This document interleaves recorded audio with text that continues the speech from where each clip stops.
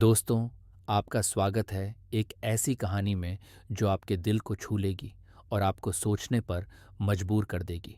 आज की कहानी में हम एक ऐसी परिस्थिति के बारे में जानेंगे जहां एक नई बहू और उसकी सास के बीच कुछ गलतफहमियां हैं। कहानी शुरू होती है एक ऐसी जगह जहां रिश्ते अपनी जड़ें तलाशते हैं और प्यार अपने रास्ते खोजता है। वहीं हमारी कहानी का आरंभ होता है। नई नवेली बहू राधिका को आए हुए महीने भर भी नहीं हुआ था, पर पता नहीं क्यों वह चेहरे पर नूर नजर नहीं आता था। सैद्धांतिक रूप से किसी बात से नाराज है, हर पल यही प्रतीत होता था। शांति जी ने कई बार पूछने की कोशिश भी की, पर हर बार राधिका टाल जाती थी। एक दिन अचानक बिना बताए ही राधिका को लेने उसका भाई आ गया। अभी नई नई शादी हुई थी, इस कारण शांति जी ने भी मना नहीं किया। बहू के जाने के बाद शांति जी ने अपने बेटे राजेश से कहा, बेटा क्या बात है? बहू चुप चुप ही रहती है। वह क्या पता जो मुझसे नहीं बोल पा रही हो वह तुझसे बोल दे। ठीक है, जब आएगी तब बात करके देख लूंगा, कहकर राजेश अपने ऑफिस चला गया। जब शाम को राजेश घर आया तो देखा कि शांति जी उदास बैठी हैं। उन्हें उदास देखकर राजेश ने पूछा, आप ऐसे उदास क्यों बैठी हैं? शांति जी ने उसकी तरफ नजरें उठाकर देखा और कहा, बेटा, कल संडे है, तू एक काम कर, तेरा सामान मेरे कमरे में शिफ्ट कर ले। मैं तेरे कमरे में शिफ्ट हो जाऊंगी। राजेश ने हैरानी से पूछा, अचानक से कमरा शिफ्ट करने की बात कहाँ से आई? मैं अकेली तो जी हूं, तेरे पापा हैं नहीं। भला इतने बड़े कमरे का मैं क्या करूंगी? इसलिए बड़ा कमरा तू ले ले और मेरा सामान तेरे कमरे में शिफ्ट कर दे। शांति जी चुप हो गईं, पर अगले दिन राजेश के पीछे पीछे पड़कर उन्होंने कमरे शिफ्ट करवा ही दिए। जब सब सामान कमरों में शिफ्ट हो गया तो शांति जी बोली, बेटा, एक काम कर, तेरे ससुराल वालों ने जो सोफे भेजे हैं वह भी यही कमरे में रख ले। मेहमान आएंगे तो बाहर बैठने के काम में आएंगे। राजेश ने कहा, पर हमारे अपने भी तो सोफे हैं ना, वह रख लेंगे हॉल में। शांति जी ने कहा, नहीं बेटा, नए सोफे हैं, हॉल में ज्यादा अच्छे लगेंगे। राजेश ने कहा, नहीं माँ, बहू के नए सोफे हैं, उसके कमरे में ही अच्छे लगेंगे। राजेश नोटिस करता था कि राधिका और शांति जी के बीच में अजीब सा तनाव था। दोनों खुलकर बात नहीं करती थीं। कुछ दिनों बाद राधिका दोबारा मायके गई। उस दिन भी राजेश शाम को लौटा तो शांति जी चुपचाप उदास बैठी थीं।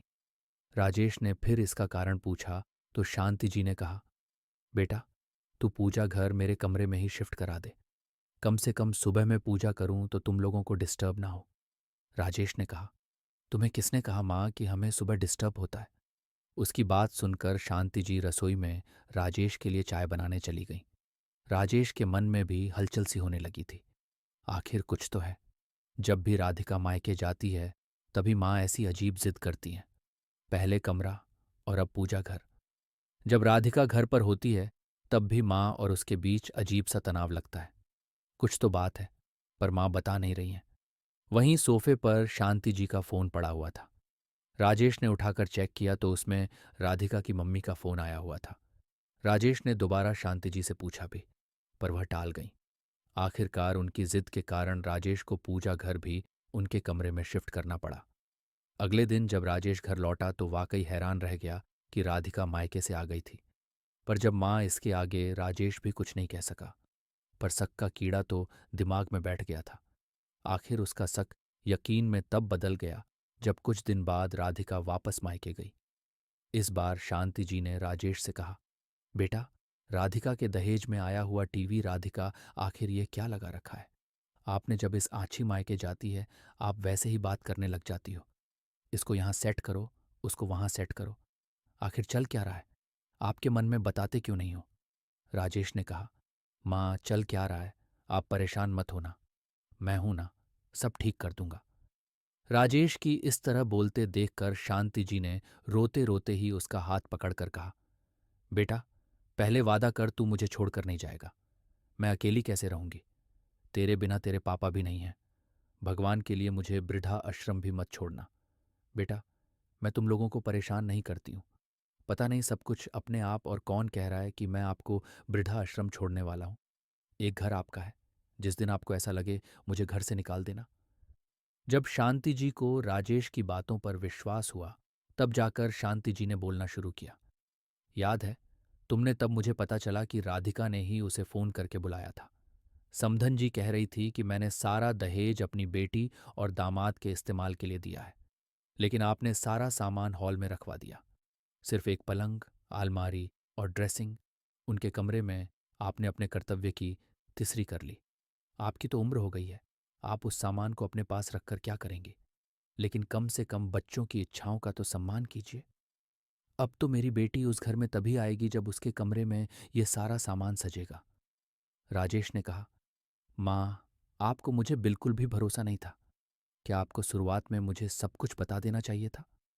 नहीं बेटा, जिस तरह समधन जी बातें करती थीं, मुझे लगता था कि राधिका, इसमें तेरी भी रजमंदी है।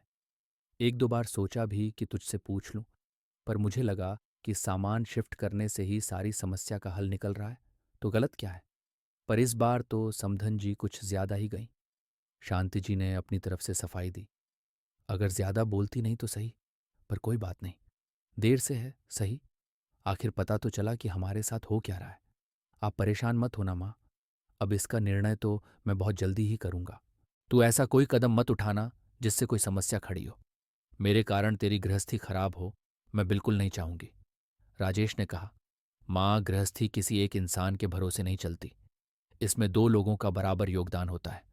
पर यहां तुम्हारी बहू योगदान नहीं दे रही है। इसका टूट जाना ही बेहतर है, क्योंकि जिंदगी भर के दुख से एक बार का दुख बेहतर होता है। बस अपने बेटे पर विश्वास रखिए। अगले दिन जब शांति जी उठीं तो देखा कि राजेश जाग चुका था और फोन पर किसी से बातें कर रहा था। थोड़ी देर बाद शांति जी ने जाकर दरवाजा खोला तो सामने 3 लोग खड़े थे। शांति जी ने हैरानी से उन लोगों से पूछा, आपको किसे मिलना है? तो उनमें से एक लड़का बोला, मैडम, हमें राजेश भैया ने बुलाया है। आप उन्हें बुला दीजिए तो हम हमारा काम शुरू कर देंगे। इतने में खुद राजेश बाहर आ गया और आते ही बोला, अरे आ गए, आप लोग चलिए, जल्दी जल्दी काम निपटाना है। मैं आपको बता देता हूं कौन कौन सा सामान उठाना है। शांति जी बोली, राजेश कौन सा सामान उठाने की बात कर रहा है, मुझे बताएगा?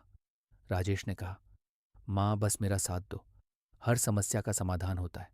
कोई सीधे तरीके से समझता है तो कोई दूसरे तरीके से। जिस तरह की हरकतें वो लोग कर चुके हैं, उससे इतना तो समझ में आ गया कि उन्हें सीधे तरीके से समझ में नहीं आता, तो बस अब दूसरे तरीके से समझाना पड़ेगा। राजेश उन लड़कों को कुछ समझाकर आ गया और आकर शांति जी से बोला, माँ, मुझे पूरा विश्वास दिलाता हूं कि गलत कुछ नहीं होगा। फिर राजेश ने अपनी योजना पर अमल करना शुरू किया। 2 घंटे बाद राजेश अपने ससुराल के दरवाजे पर था। जैसे ही उसने दरवाजा खटखटाया, बड़े साले साहब ने आकर दरवाजा खोला। उस समय घर के लोग नाश्ता कर रहे थे।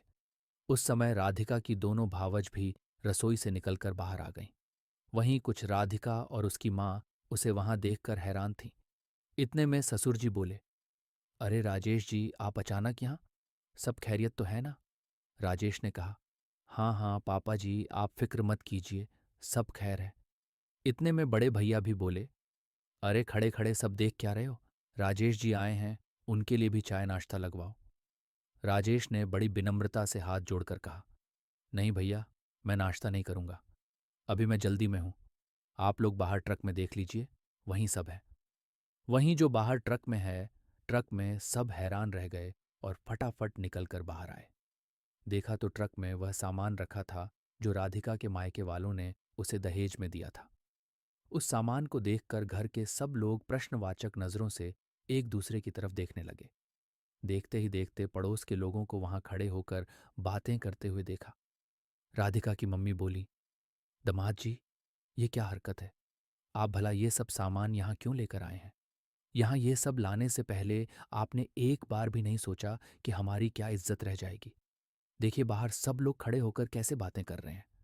राधिका के पापा भी बोले, दमाद जी, ये सब क्या है? मुझे तो अभी भी कुछ समझ में नहीं आ रहा। राजेश ने हाथ जोड़कर समझाते हुए कहा, देखिए ससुर जी, ये दहेज आपकी बेटी का है, जिसे आप लोगों ने अपनी बेटी और दामाद के इस्तेमाल के लिए दिया है। लेकिन अम्मा ने साफ कह दिया है कि या तो तुम अपना नया मकान खरीद लो या फिर जिसका दहेज है उसके घर पहुंचा दो। मेरे घर में इस दहेज की कोई जगह नहीं। आखिर जब से यह दहेज घर आया है, मेरा चेहरा और सुकून खो गया है। तभी तो आप कहना चाहते हैं कि सारा सामान राधिका के कमरे में सजा दिया जाए। राधिका की मां ने कहा, बेटा, तुम भी कैसी बातें कर रहे हो? वैसे ही सासू माँ की, अगर दहेज में आप मकान भी दे देती तो आपकी बेटी को थोड़ी सहूलियत हो जाती। उसे यूं परेशान नहीं होना पड़ता और उसे बार बार यूं मायके आकर नहीं बैठना पड़ता। राजेश ने कहा। प्रमोद मुस्कुराकर बोला। वैसे ही सासू माँ की, अगर दहेज में आप मकान भी दे देती तो आपकी बेटी को थोड़ी सहूलियत हो जाती। उसे यूं परेशान नहीं होना पड़ता और उसे बार बार यूं मायके आकर नहीं बैठना पड़ता। राजेश की बात सुनकर ससुर जी और बड़े भैया सासू माँ को घूर घूर कर देख रहे थे। वहीं दोनों बहुओं की नज़र भी सासू माँ पर ही टिकी थी। सासू माँ ने तो चुप, आखिर उनकी पोल जो खुल नहीं थी वह भी बेटे बहुओं के सामने उन्हें समझ में आ गया था कि राजेश को सब पता चल चुका है और इस बार सासू माँ भी थोड़ी सख्त हो गई है। लेकिन इतने में राधिका भी बोली, मेरे माता पिता की इज्जत की आपको कोई परवाह नहीं? उसकी बात सुनकर राजेश बोला, अच्छा, बैठकर भी बातें होती हैं क्या? मुझे तो पता ही नहीं था, क्योंकि तुमने कभी हमसे बात ही नहीं की। जब भी कोई समस्या होती तुम मायके आकर बैठ जाती थी। पीछे से सासू माँ फोन करके मेरी माँ को परेशान करती थी, यहाँ तक कि तब तुम्हें मेरी माँ के बारे में ख्याल आया था और वह राधिका से भी कुछ कहते ना बना। पर अब घर में सबको राधिका और सासू माँ के बारे में पता चल चुका था। आखिर बेटी कैसे भी हो, आखिर है तो बेटी ही। एक पिता उसका घर टूटने कैसे दे सकता था? उसका आज तक जो हुआ सो हो गया। पर आज के बाद ऐसी कोई हरकत नहीं होगी जिसके कारण आपको या सासू माँ को परेशान होना पड़े। अब आप हमारा थोड़ा सा मान रख लीजिए। आप इस दहेज के सामान को यहां से रवाना कर दीजिए और अपने ससुर जी को हाथ जोड़े दीजिए। राजेश ने उनके हाथों को अपने हाथों में लेकर कहा, माफ करना पापा जी, मैं ये सब करना नहीं चाहता था। पर जिस तरह से कल मेरी माँ को मैंने रोते देखा, तब जाकर मैंने एक कदम उठाया। आखिरकार ससुर जी ने दहेज के ट्रक को वापस राजेश के घर भिजवा दिया और कुछ राधिका और अपनी पत्नी को लेकर राजेश के घर की तरफ रवाना हुए। वहां जाकर सासू माँ से माफी मांगी और भविष्य में ऐसा नहीं होगा, इसका उनको आश्वासन भी दिया। आज के वीडियो में बस इतना ही, मिलते हैं आपसे वीडियो में।